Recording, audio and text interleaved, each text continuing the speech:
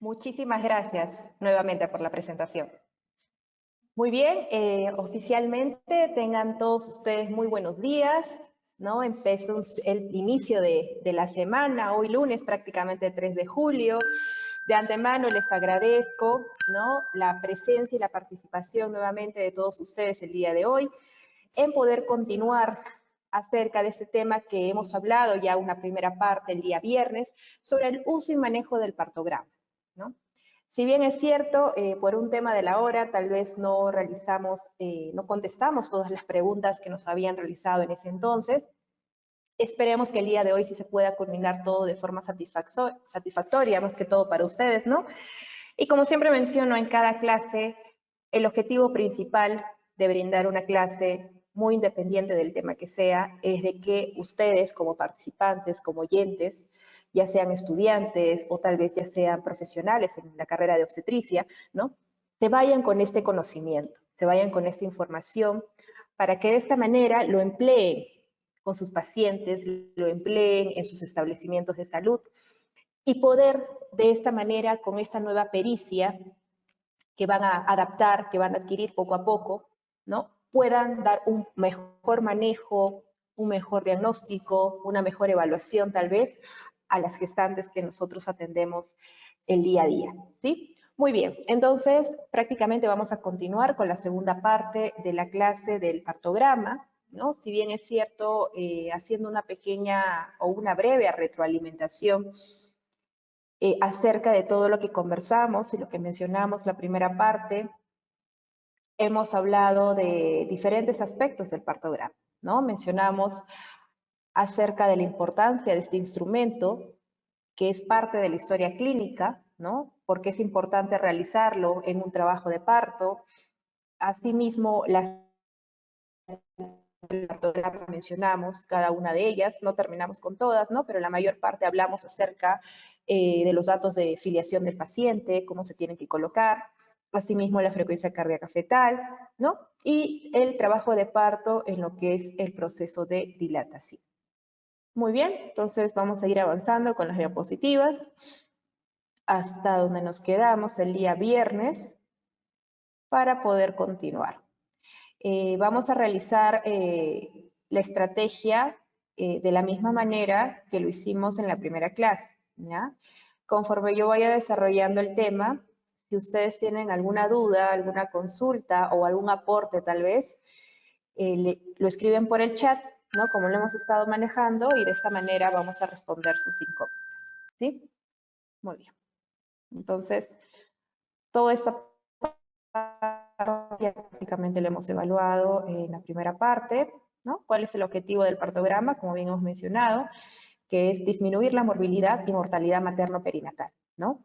Y poder asimismo nosotros como profesionales de la salud, poder identificar de forma temprana, de forma precoz, algún posible trabajo de parto anormal o algún posible trabajo de parto patológico que en sí requiere una atención inmediata y no dilatar más horas, ¿no?, a esa paciente, poniendo en un posible riesgo tanto la vida de la paciente como también la del bebé.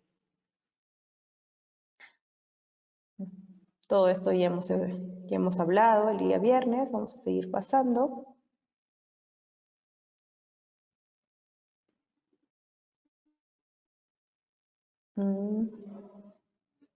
A ver, vamos a seguir pasando. Hablamos un poquito también acerca de la historia del partograma, ¿no?, de lo que es las curvas de Friedman, de quién era Friedman también, ¿no?, que fue un autor que elaboró justamente la progresión del trabajo de parto en un estudio que hizo a 500 gestantes, ¿no?, para poder determinar lo que son la fase latente y la fase activa. Asimismo mencionamos cuál era el partograma que anteriormente se manejaba, ¿no?, en años anteriores. Si bien es cierto, se manejaba desde la fase latente, desde que la paciente recién estaba iniciando su trabajo de parto. Ahora, por un tema de facilidad, por un tema de un mejor manejo tal vez de este instrumento, ya se ha aperturado el partograma según la Organización Mundial de la Salud desde la fase activa, que son desde los 4 centímetros de dilatación. Bueno, Toda esta parte ya hemos visto. Vamos a ir pasando rápidamente.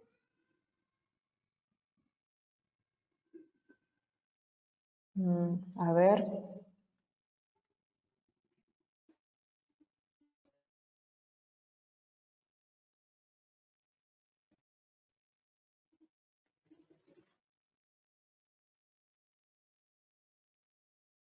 Ya, nos quedamos acá.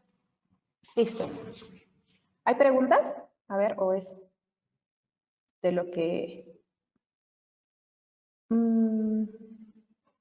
Buenos días, si se escucha, si se puede ver. Ok, perfecto. Ya, pensé que habían preguntas. Muy bien. Muy bien, colegas. Entonces nosotros nos quedamos aquí exactamente el día viernes, ¿no? Justamente estábamos mencionando el método de los quintos, que este método o esta técnica básicamente es para nosotros poder identificar el descenso de la presentación fetal, ¿no? Perfecto. Como bien mencionamos, el partograma, en una de las partes del partograma está el descenso del polo cefálico, que nosotros lo evaluamos generalmente mediante el tacto vaginal para poder determinar la altura de presentación del bebé, de la cabeza del bebé, ¿ya? Y utilizamos diferentes técnicas. Una es la técnica de los quintos, también pueden realizarlo mediante los planos de Lee, ¿no? Que también es otro tipo de evaluación, pero tiene la misma finalidad. Si hablamos de la técnica de los quintos, nuestro punto de referencia va a ser tanto el sincipucio como el occipucio de la cabeza del feto. Entonces, aquí como estamos viendo en esta imagen, si nosotros encontramos a la cabeza a nivel del reborde pélvico, ¿no? Y evaluamos al bebé, o evaluamos en este caso al paciente, y encontramos 5/5 encontramos como evaluación. ¿Qué quiere decir que esté en 5/5 la cabeza del bebé? Que está completamente por encima del reborde pélvico, como estamos viendo acá, ¿no? Está totalmente por encima del reborde pélvico. Entonces, cuando está de esta manera, yo indico que esta cabeza está en 5/5. Ahora, si el sincipucio, que es la parte anterior, la parte de adelante de la cabeza del feto, está alta y el occipucio yo fácilmente lo puedo palpar mediante el tacto vaginal, ahí diría que esta cabeza está en 4/5. Si el sincipucio está fácilmente palpable, yo lo puedo palpar con facilidad, el sincipucio de la cabeza del feto, y asimismo también el occipucio lo puedo palpar, está en 3/5. En 2/5 es tanto como el sincipucio, que es palpable. Sin embargo, el occipucio apenas lo puedo palpar, estaría en 2/5. Y en 1/5 es cuando el sincipucio va a estar palpable, pero el occipucio no lo va a estar. ¿Ya? Como estamos viendo acá. El sincipucio, acá está mi manito, ¿no? Vamos a imaginar que por acá está la manito, ¿no? Donde está la flecha blanca. Puedo palpar, pero el occipucio no logró ser palpable. Y por último, 0/5 es cuando ninguna parte de la cabeza vas a palpar, ni el occipucio ni el sincipucio, ninguno de los dos. Y cuando evalúas eso, quiere decir de que ya la cabeza fetal está a nivel 0. Y justamente lo vemos también de forma similar en esta diapositiva, ¿no? Acá estamos viendo 5/5, 4/5, 3/5, 2/5, 1/5 y 0/5 cuando la cabeza ya no es palpable. ¿Qué consideraciones debemos tener en relación a esta técnica? Que nosotros como profesionales, para poder palpar tanto el sincipucio como el occipucio de la cabeza fetal, tiene que ser la evaluación a través de la pared abdominal y la pared uterina, que básicamente es algo que va a ser bastante difícil de poder identificar en el tacto vaginal. Así la paciente tenga su anatomía o tenga la pared abdominal bastante delgada. Entonces, recordemos que nosotros, por más que estamos explicando esta técnica de los quintos, cuando decimos que 5/5, 4/5, 3/5, etcétera, es de una forma teórica, de una forma explicativa lo que yo estoy realizando. más no de una forma práctica, ¿no? Porque es muy diferente brindar la teoría y darles una idea de cómo ubicar la cabeza del feto, y otra cosa muy aparte es de que ustedes estén en la práctica, ¿ya? Entonces eso hay que tener presente también. Y acá vemos cómo va descendiendo la cabeza, ¿no? 3, 5 quintos, 4 quintos, 3 quintos, que es lo que ya hemos visto en las diapositivas anteriores. Y aquí justamente hay un cuadro de la diferencia de lo que son los planos de Lee, la técnica de los quintos y asimismo los planos de Hodge. Cualquiera de los tres colegas es para nosotros poder identificar o evaluar la altura de presentación de la cabeza del feto. ¿Correcto? Solo que cada uno tiene sus valores respectivos. Por ejemplo, en los planos de Lee, para evaluar, el descenso cefálico, se va a identificar, se va a determinar de la siguiente manera, que va a ser por números enteros. Si está en -4, ¿qué quiere decir? ¿Qué puedo interpretar yo si la cabeza del feto está en -4? Que todavía está esa cabeza arriba, ¿no? No ha descendido aún en su totalidad. Está la cabeza arriba, posiblemente sea una cabeza flotante, que aún no está encajando en la cavidad pélvica. Si yo digo que está en -3, ya la cabeza ya va descendiendo, ya no está -2, ya se está acercando a 2 centímetros de del nivel de las espinas ciáticas. Si digo que está en -1 o que está en 0 en este caso, es que ya la presentación fetal está a nivel de las espinas y ya estaría encajada. ¿Sí? Y si yo hablo de una altura de presentación que está en +1, en +2, en +3 o en +4, que ya prácticamente la cabeza del feto ya está casi por debajo de las espinas ciáticas o está casi por nacer. ¿Sí? En el caso de los quintos, bueno, ya les expliqué cuando decimos que 5 quintos, 4 quintos, 3 quintos, etcétera. Entonces, por ejemplo, si yo digo que 0 quintos, quiere decir que ya prácticamente el bebé ya está por nacer y la cabeza ya ha descendido casi en su totalidad. ¿Qué sería decir que está en +3 o en +4 en el caso de los planos de Lee? Y por otro lado, en los planos de Hodge, si yo en este caso indico, por ejemplo, está en el cuarto plano de Hodge, quiere decir de que la cabeza ya está en 0 quintos, en la técnica de los quintos, o está en +4 en lo que son los planos de Lee. Como vuelvo a repetir, estos tres tipos de técnicas tienen la misma finalidad, tienen el mismo objetivo, que es calcular el descenso de la presentación fetal, solo que se representa de diferentes maneras. Unos se representan en números enteros, otros en fracciones y otros en números romanos. Seguimos con el encajamiento, ¿no? Acá, para que sea tal vez más detallada, está la explicación si es que alguien de los presentes no ha entendido el método de los quintos. 2 quintos, estación 0, que se refiere a que la cabeza va a estar a nivel de las espinas ciáticas, ¿ya? Asimismo, va a indicar que esta es una cabeza que está encajada, que está a nivel de las espinas ciáticas. O sea, que ya le falta prácticamente poco para que esa cabeza pueda descender en su totalidad y se pueda dar el periodo expulsivo o el periodo del parto.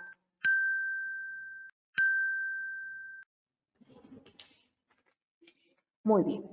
Y aquí justamente vamos a hablar de lo que sigue en el partograma. Ya hemos visto la primera parte de esta hojita, que es en la parte superior, donde nosotros colocamos los datos de filiación del paciente, ya sea sus nombres, sus apellidos, su número de paridad, la fecha, la hora en la que ingresa el paciente al servicio y asimismo el diagnóstico que tiene.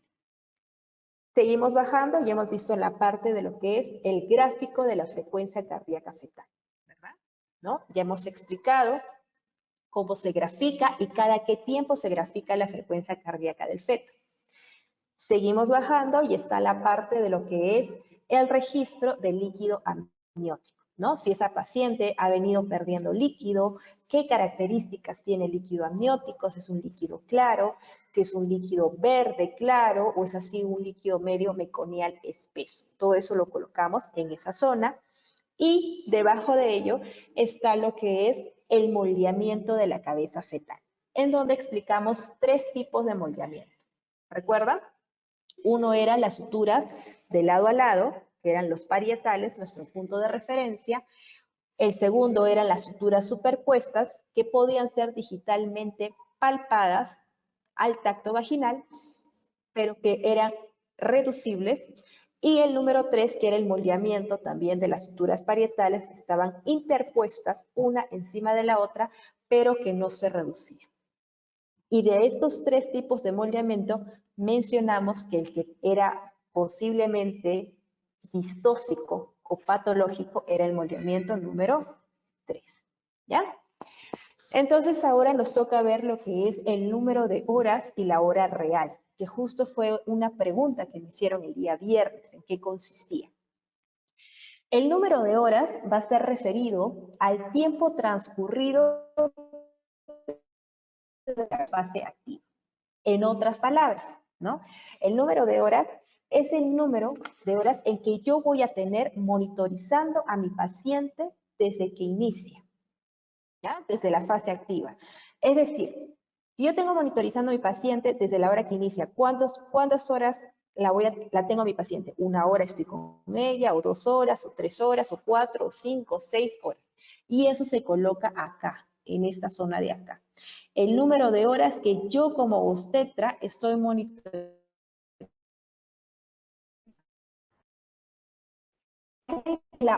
a mi gestante. Y acá, que es la hora real o la hora actual, ¿no? Que también se puede indicar así, es la hora que tú vas a colocar en el momento que la paciente ingresa a tu servicio.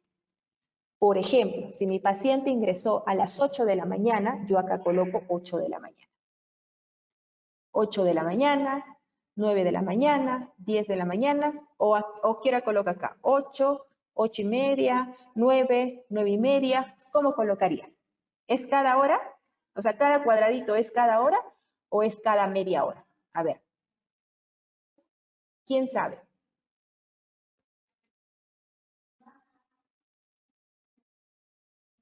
A ver, cada hora, me dice Janet, Sonia, Jenny, Alicia, Heidi, cada hora. Cada hora, cada 30 minutos, es cada media hora, cada media hora. A ver, ¿quién da más? Cada media hora, dice. Cada cuadradito, así es, cada cuadrado es 30 minutos. Entonces, 2 cuadrados es 1 hora.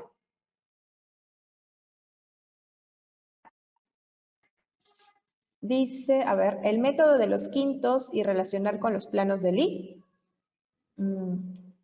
A ver. No se escuchan, avanzan las diapositivas, buenos días, la dilatación con el moldeamiento. Sí, a ver, no entiendo tu pregunta. ¿A qué te refieres con el método de los quintos y los planos de Lie? ¿Cuál es la diferencia? Como bien estoy mencionando, los planos de Lie y el método de los quintos tienen el mismo objetivo, que es determinar o evaluar el descenso de la cabeza fetal.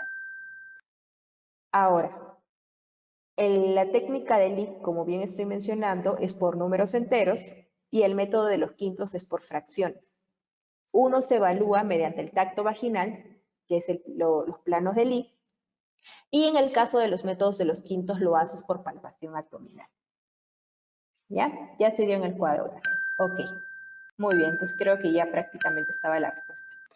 Sí, entonces, regresando a lo que estaba preguntando, ¿ya? Cada cuadradito es media hora. ¿Ya? Entonces, cada cuadradito es media hora. Por ende, 2 cuadrados es 1 hora. Entonces, si yo acá pongo las 8, acá sería 8 y media, 9, 9 y media, 10, 10 y media, 11, 11 y media, 12, 12 y media, 1, 1 y media, y así sucesivamente. Y lo vamos a ver en los ejemplos. ¿Ya? Entonces, eso es importante que ustedes sepan cuánto vale cada cuadradito. ¿Ya? Cada cuadradito, perdón, vale media hora, 30 minutos. Entonces, a usted no le entiendo. ¿A qué se refiere? Vamos al ejemplo de aquí, como han puesto este gráfico. Acá me han puesto el número de horas en la que yo estoy monitorizando a mi paciente, desde que inicia la fase activa, porque recordemos que el partograma se inicia desde los 4 centímetros de dilatación. Entonces acá es 1, 2, 3, 4, 5, lo han puesto hasta el número 12. 12 horas, ¿ya? Que yo voy a estar monitorizando en teoría a mi paciente, a la gestante. Y el tiempo es la hora real o la hora actual a la hora que ingresa mi paciente a mi servicio. En este ejemplo mencionan que ingresó a las 10 de la mañana. Correcto, ¿ya? Entonces, si este cuadrado, si todo este cuadrado es a las 10 de la mañana, la mitad de este cuadrado sería 30 minutos cada uno. Es decir, si acá es 10, acá es 10 y media. Acá es 11, 11 y media, 12, 12 y media, 1, 1 y media. Porque esto se divide en la mitad. ¿Ya? No es que todo el cuadrado sea para la hora completa. Se divide en la mitad. Porque capaz, no sé, por ejemplo, ¿no? Vamos a poner un ejemplo. Que mi paciente a las 4 de la tarde estaba en 9. Entonces yo voy acá, me ubico en el 9 y le coloco una X que está con 9 de dilatación. Y por sorpresa, ¿no? Que puede pasar, porque ha pasado. A las 4 y media completó a 10. No llegó ni a las 5, ¿no? En media hora completó a 10 centímetros. Entonces, ¿dónde lo voy a graficar?